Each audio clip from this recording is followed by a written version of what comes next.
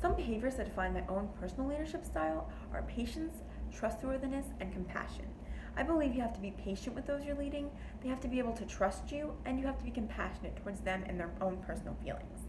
You also have to be inclusive of those in your group. You have to have enthusiasm, get them excited, and also motivate them. Sometimes that I behaved like a leader was my senior year of high school. I was in student government. I was a treasurer, but ended up performing many other responsibilities. I organized a cookie drive for the surrounding community. I was the head of prom committee. I put together a game night. I made announcements every day. I ran chapel, which means I planned the music, sang in chapel, led small groups, picked the sermon topics, and found guest speakers. I was also the student ambassador.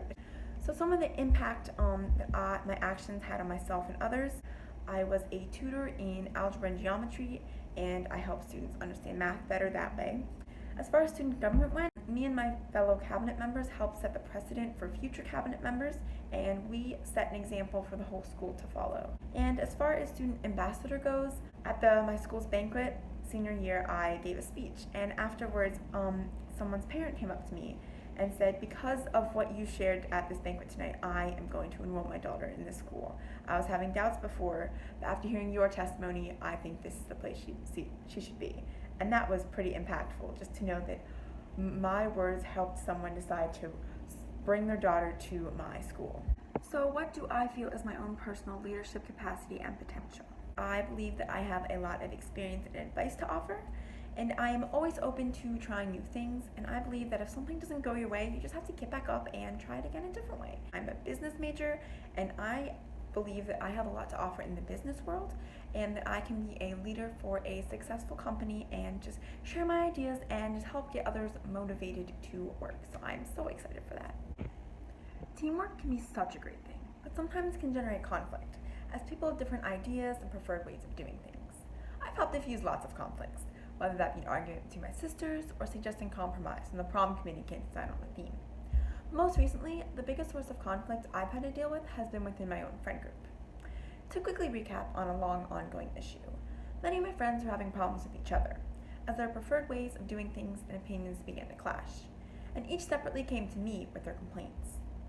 Now, I tried to give the advice best that I could, but it quickly became exhausting hearing everyone talking about each other. And finally, I'd had enough of everyone's slander and gossip. One day, I gathered my entire friend group in someone's dorm room, shut the door, and said, "No one's leaving here until we talk things through." And although it was a bit awkward at first, it worked. I stepped up and mediated conversation, prompting certain friends to share the feelings they'd been harboring inside.